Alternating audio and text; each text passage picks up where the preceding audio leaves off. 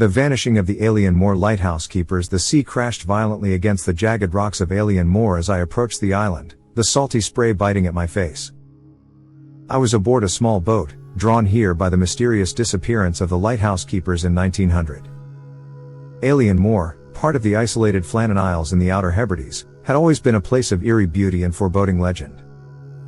The waves whispered secrets that the winds carried to my ears, and I couldn't shake the feeling that something malevolent lingered just beyond my sight. As I set foot on the rocky shore, the distant wail of the wind through the desolate landscape sent a shiver down my spine. I was here to uncover the truth behind the vanishing of Thomas Marshall, James Duckett, and Donald MacArthur, three men who had seemingly evaporated into thin air, leaving behind nothing but questions and an overturned chair.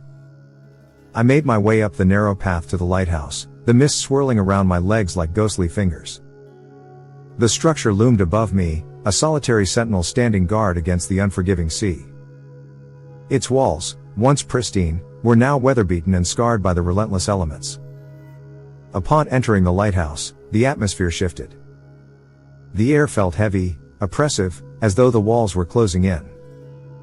Dust danced in the weak light filtering through the salt-encrusted windows, casting unsettling shadows that seemed to move of their own accord. I could almost hear the echoes of the keepers' footsteps, the whispers of their conversations carried on the wind. I began my investigation in the living quarters, where the keepers had spent their days maintaining the light and recording their duties in meticulous journals. The room was eerily still, the only sound the distant roar of the ocean. I noticed the overturned chair first, its presence unsettling, as though someone had left in a hurry, abandoning all semblance of order. The journals lay open on the table, their pages yellowed with age. I carefully picked one up, its leather binding cool against my fingertips. The entries began mundanely enough, reports of weather conditions, maintenance tasks, and the routine monotony of life on the island. But as I delved deeper, the tone shifted, growing increasingly erratic and disjointed. December 12, 1900. The storm rages on, relentless and unforgiving. James and I have had little sleep, the howling wind a constant torment. Donald remains calm, but I sense an unease beneath his stoic facade. Something feels wrong, as if the island itself is watching us. December 15, 1900. Strange occurrences plague our nights. Objects moved from their places, shadows where there should be none. I awoke to find the door ajar, though I am certain I locked it before retiring. We are not alone here. The entries grew more cryptic, hinting at a creeping madness that had taken hold of the men. They spoke of a shadowy figure seen at the edge of the light, of disembodied whispers echoing through the corridors. My heart pounded in my chest as I read the final entry, penned in a shaky hand. December 18, 1900. We can endure no longer. The darkness encroaches, suffocating and insidious. James is gone, vanished into the night. Donald and I must leave this place, but the sea is angry, and escape seems impossible. If we do not survive, let it be known, we were not alone. The island holds its secrets close, and we are but pawns in its game. The entry ended abruptly, the ink smeared as though the writer had been interrupted. I placed the journal back on the table, my mind racing with questions. What had driven the keepers to the brink of insanity? What had they seen in the shadows that haunted their nights? As I pondered these questions, a sudden chill swept through the room, the temperature plummeting. The door creaked open, though I knew I had closed it upon entering. My pulse quickened as I turned to face the darkened hallway beyond. A flicker of movement caught my eye, a shadow shifting in the dim light, too solid and purposeful to be a mere trick of the mind. My heart leapt into my throat as I strained to see, my senses on high alert. The shadow moved again, closer now, and I heard a faint whisper carried on the wind. It was a voice, distant yet distinct, calling my name with an urgency that made my skin crawl. The air grew colder still, and the oppressive weight of the island's secrets pressed down on me. I took a hesitant step forward, my flashlight cutting through the gloom. The beam wavered as my hand shook, casting distorted shapes on the walls. I knew, deep in my bones, that I had stumbled upon something far beyond my understanding. A loud crash echoed from the upper levels, the sound reverberating through the lighthouse like a thunderclap. My heart pounded in my chest as I hesitated, torn between fleeing into the night and confronting the mystery that had drawn me here. With a deep breath, I steeled myself and began the ascent, the narrow staircase spiraling upward into darkness. Each step creaked ominously beneath my weight, the wood groaning as though under protest. As I reached the top, the wind howled through the cracks in the walls, a mournful wail that sent shivers racing down my spine. The door to the lamp room stood ajar, the flickering light casting long shadows that danced menacingly across the floor. I stepped inside, my eyes scanning the room for any sign of life. The lamp's flame sputtered, casting an eerie glow over the polished brass and glass. A movement in the corner drew my attention, and I swung the flashlight toward it. There, silhouetted against the window, stood a figure, a man, his back turned to me. His clothing was tattered, and his stance was unnaturally still, as though frozen in time. My breath caught in my throat as I realized the impossibility of what I was seeing. "Who are you?" I called out, my voice trembling with fear. The figure remained silent, unmoving, as though he hadn't heard me at all. I took a cautious step closer, the beam of my flashlight steadying on the man's form. And then, without warning, he turned. His face was gaunt, eyes hollow and lifeless, as if the very soul had been drained from his body. His mouth opened in a silent scream, a voiceless terror that clawed at my mind. The shadows around him twisted and writhed, coalescing into nightmarish shapes that defied comprehension. I stumbled backward, my heart racing as I tried to comprehend the horror before me. The room seemed to close in, the walls pressing closer as the shadows surged forward, hungry and malevolent. In a desperate bid for survival, I turned and fled, the terror of Eilean Mor chasing me into the night. The island's secrets remained hidden in the darkness, a mystery waiting to be uncovered, but at what cost? As I raced down the stairs, the echoes of that silent scream followed me, a haunting reminder of the vanished keepers and the sinister force that had claimed them.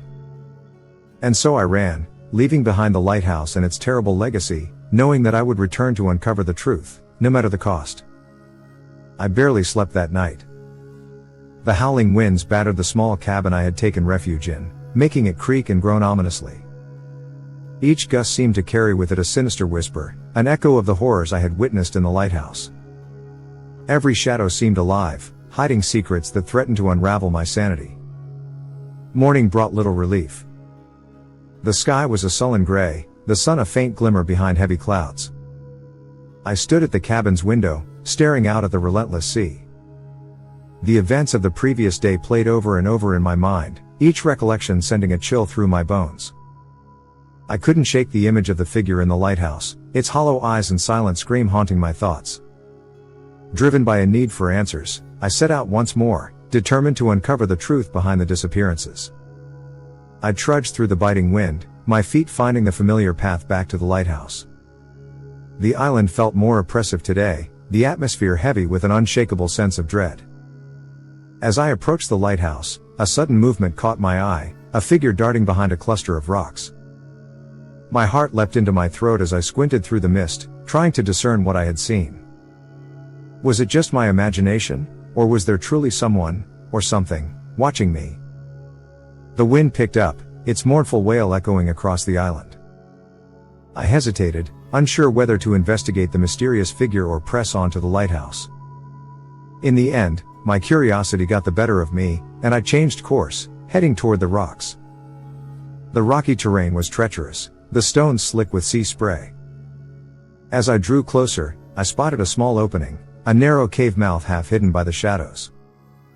Taking a deep breath, I ducked inside, my flashlight cutting through the darkness.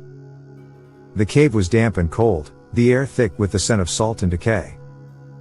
I scanned the rocky walls, my heart pounding in my chest. It was then that I noticed something strange, a series of crude carvings etched into the stone. Symbols and shapes that seemed to pulse with an unsettling energy, as though they were alive. As I examined the carvings, a soft sound reached my ears, a faint, rhythmic tapping, echoing through the cave like a distant drumbeat. The noise sent shivers racing down my spine, my mind conjuring images of ancient rituals and forgotten gods. I pressed on, the narrow passage winding deeper into the earth. The tapping grew louder, a relentless cadence that seemed to vibrate through my very bones. My pulse quickened, fear and fascination warring within me as I delved deeper into the unknown. At last, the passage opened into a wider chamber, the walls adorned with more of the strange symbols. In the center of the room stood a rough-hewn altar, its surface stained dark with something I dared not identify. The air was thick with an oppressive energy, a palpable sense of malevolence that seemed to seep from the very stones. My flashlight flickered, the beam wavering as I stepped closer to the altar. A soft rustling noise drew my attention to the shadows at the far end of the chamber. I froze, my breath catching in my throat as a figure emerged from the darkness. It was a man, his clothing tattered and eyes wild with desperation. His face was gaunt, his skin stretched taut over sharp cheekbones. He regarded me with a mixture of fear and relief, his voice a hoarse whisper. "Help me," he croaked, his words echoing through the chamber. "We must escape this place. The island, it's alive." Before I could respond, a sudden tremor shook the ground, the cave walls shuddering as though in response to some unseen force. The man's eyes widened in terror, and he staggered toward me, his voice rising in panic. "We have to go.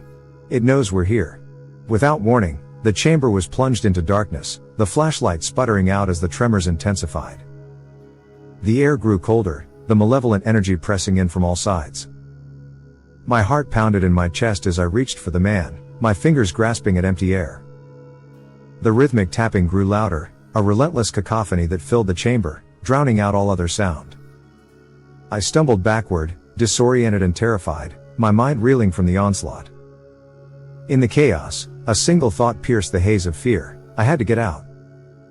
I turned and fled, the cave walls a blur as I retraced my steps, the path twisting and turning in the darkness. The ground shifted beneath my feet, the island itself seeming to conspire against me. At last, I burst into the open air, the daylight a harsh contrast to the stifling darkness of the cave. I staggered away from the entrance, gasping for breath as the wind howled around me. The island was silent now, the oppressive energy dissipated as though it had never been. But I knew the truth: the darkness lingered, hidden beneath the surface, waiting for its next victim. I had to find a way to break the island's hold, to uncover the secrets that lay buried in its depths. But as I stood there, trembling and alone, I realized that I was no closer to the answers I sought. The mysteries of Eilean Mor were as elusive as ever, the shadows deeper and more menacing than I could have imagined. And as I gazed out at the desolate landscape, a chilling thought crossed my mind: what if the island itself was the real danger, a living entity with a will of its own? What if the keepers had fallen victim not to madness, but to something far more sinister? With renewed determination, I set my sights on the lighthouse once more, resolved to uncover the truth behind the vanishing of the Eilean Mor keepers, no matter the cost. But as I walked back toward the lighthouse, I couldn't shake the feeling that something was watching me, its gaze cold and unrelenting. The island held its secrets close, and I was about to delve deeper into its dark heart, unaware of the horrors that awaited me in the shadows. The air was thick with the scent of salt and something else, something metallic and unsettling that clung to the back of my throat. The notebook and letters I had found in the rowboat played over and over in my mind, my thoughts racing to make sense of the island's terrible secrets. I spent the morning piecing together the story of the vanished keepers, their final days painted in shades of fear and desperation. The island had wrapped its tendrils around their minds, pulling them into a shadowy abyss from which there was no escape. As I prepared to explore further, I armed myself with a camera, determined to document any evidence of the island's sinister power. I also carried a small notebook and pen, ready to record any discoveries that might offer insight into the fate of Thomas, James, and Donald. The sky was overcast, the clouds heavy with the promise of rain as I made my way to the lighthouse once more. The structure loomed above me, a silent sentinel watching over the sea, its secrets hidden within its walls. I ascended the staircase to the lamp room, each creak of the wood a reminder of the lighthouse's age and the tragedies it had witnessed. The room was cold and empty, the silence oppressive. I could almost feel the presence of the keepers, their spirits lingering in the shadows. I examined the lamp again, the scratches on its base a haunting reminder of their desperate plea: "We are not alone." The words echoed in my mind, a chilling testament to the island's hold over those who dared to challenge it. As I stood there, my breath fogging in the air, a sudden noise shattered the silence, a faint, rhythmic tapping that seemed to emanate from the walls themselves. My pulse quickened, and I spun around, the beam of my flashlight sweeping across the room. There, in the corner, was a trapdoor I hadn't noticed before, partially hidden beneath a pile of debris. My heart raced as I approached, the tapping growing louder, resonating through the floor like a heartbeat. I hesitated for a moment, the fear of what lay beneath almost overwhelming. But I knew I had to uncover the truth, to confront whatever darkness lay hidden in the bowels of the lighthouse. With trembling hands, I grasped the handle and pulled, the trapdoor creaking open to reveal a narrow, winding staircase descending into darkness. The air that rose from below was cold and damp, carrying with it the scent of earth and decay.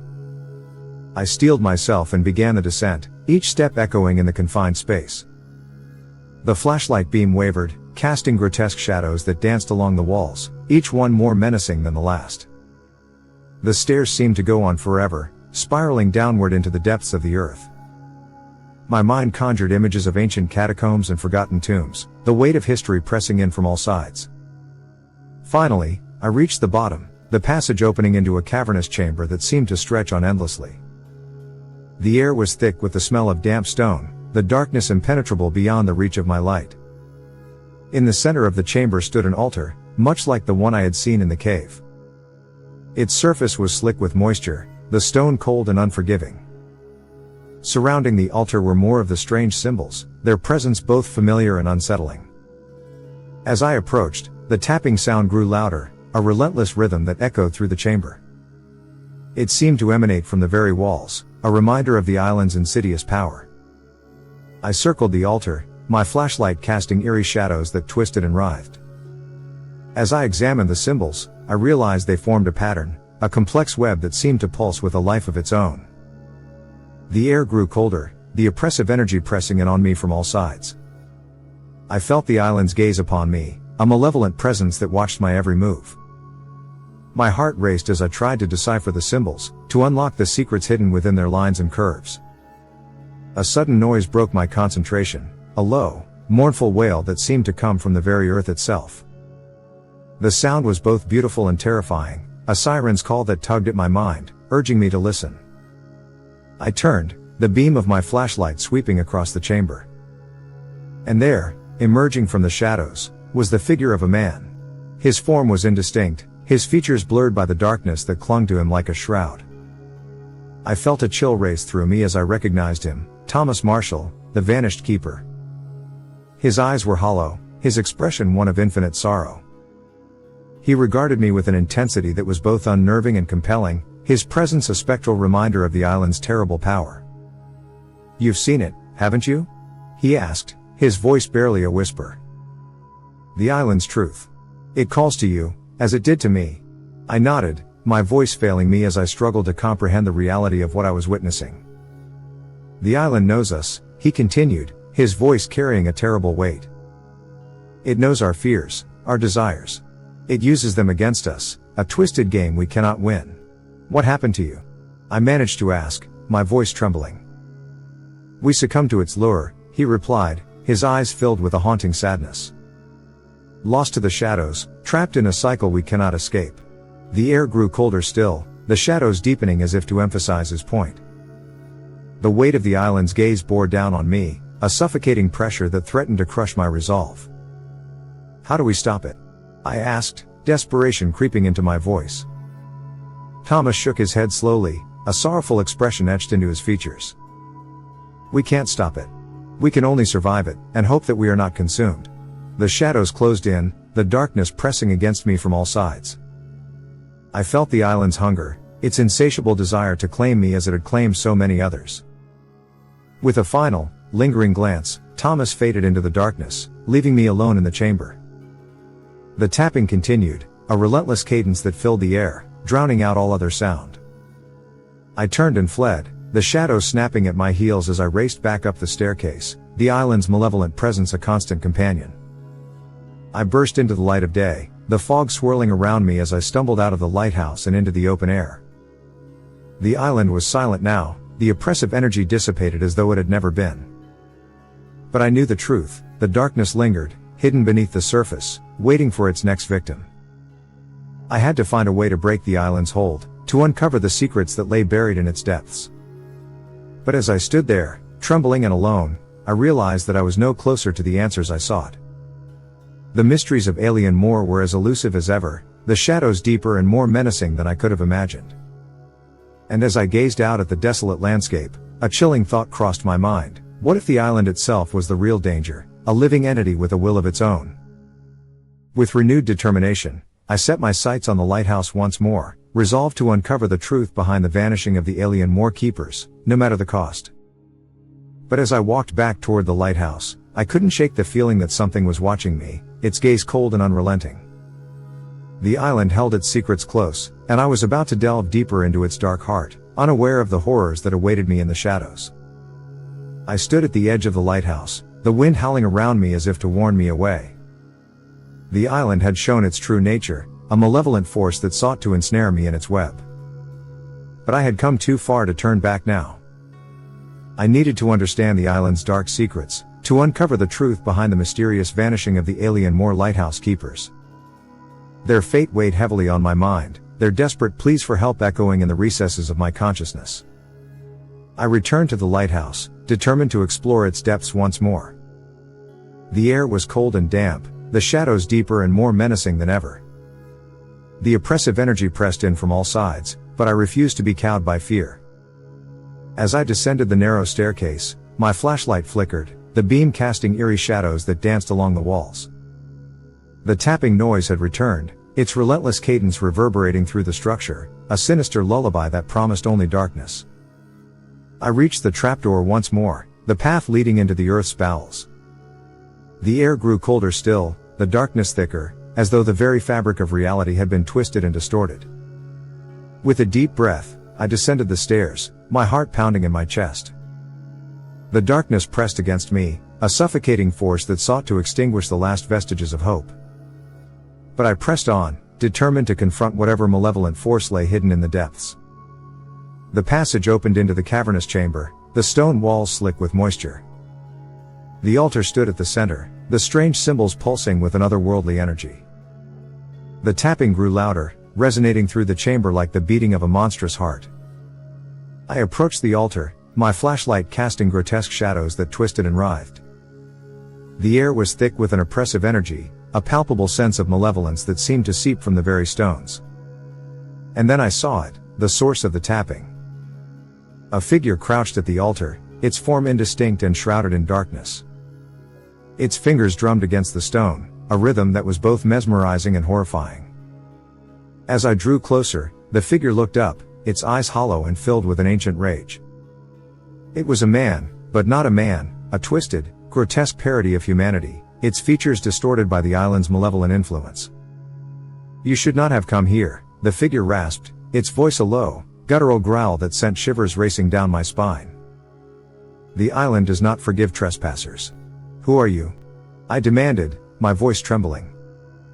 "What do you want?" The figure laughed, a sound that was more akin to the rumbling of distant thunder. "I am the island, and the island is me. We are one and the same, a force beyond your comprehension." The realization struck me like a blow, the pieces of the puzzle falling into place.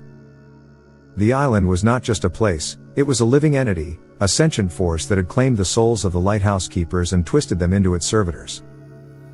"But why?" I asked, desperation creeping into my voice. "Why did you take them?" The figure's eyes narrowed, its expression shifting from anger to something resembling pity. "They were weak, vulnerable. The island feeds on fear, on despair. It is a hunger that cannot be sated." I took a step back, the weight of the island's gaze pressing down on me. The darkness closed in, the shadows seething with a life of their own. I could feel the island's pull, a seductive whisper that promised power and understanding in exchange for my soul. But I would not be so easily swayed. I had come too far to be defeated now. I had to find a way to break the island's hold, to free the spirits of the keepers from its malevolent grasp. The figure lunged at me, its movement swift and fluid, its fingers twisted into claws. I dodged to the side, my heart racing as I searched for a way to defeat this monstrous foe. My flashlight beam swept across the chamber, illuminating the symbols carved into the stone. The patterns pulsed with an otherworldly energy, their lines and curves forming a web of power that seemed to connect the island to the figure. With a sudden burst of clarity, I realized what I had to do. The symbols were the key, the source of the island's power. If I could disrupt the pattern, break the connection, I might be able to weaken the island's hold and free the spirits trapped within. I dashed to the altar, my fingers tracing the lines of the symbols, searching for a weakness, a flaw. The island roared in rage, the air vibrating with its fury as I worked frantically, my mind racing to decipher the ancient language. The figure lashed out at me, its claws raking across my skin, but I ignored the pain, my focus unbroken. I could feel the island's power surging through the symbols, a torrent of energy that threatened to overwhelm me. With a final, desperate effort, I plunged the flashlight into the center of the altar, the beam slicing through the darkness. The light seared through the symbols, the patterns unraveling as the island's power waned. The chamber shook, the walls trembling as the island let out a howl of fury and pain. The figure before me disintegrated, its form dissolving into a cloud of ash and shadow. The darkness lifted, the oppressive energy dissipating as the island's grip was broken. The spirits of the keepers emerged from the shadows, their forms ethereal and translucent. They regarded me with a mixture of gratitude and sorrow, their voices a whisper that echoed in the silence. "Thank you," Thomas said, his voice filled with a deep, abiding sadness. "We are free." I nodded, my heart heavy with the knowledge that their sacrifice had been necessary to break the island's curse. I watched as they faded into the light, their souls finally at peace after so many years of torment. The island was silent now, its malevolent presence diminished. But I knew that it would always be a place of darkness, a reminder of the terrible power that had once dwelt within its shores. As I made my way back to the lighthouse, the first rays of dawn broke over the horizon, casting a warm glow across the sea. The island was still, its secrets buried once more beneath the surface. I had uncovered the truth behind the vanishing of the Eilean Mor Lighthouse keepers, and in doing so, I had freed their spirits from the island's grasp. But the darkness lingered, a reminder of the dangers that lay hidden in the shadows. And as I left the island behind, I knew that I would never forget the horrors I had faced, the malevolent force that had threatened to consume me. Eilean Mor was a place of mystery and terror, its secrets hidden in the depths of the earth. But I had survived its trials, and I had uncovered the truth. The island was alive, a force beyond comprehension, and its hunger would never be sated. But for now, its secrets would remain hidden, waiting for the next soul foolish enough to challenge its power. The end.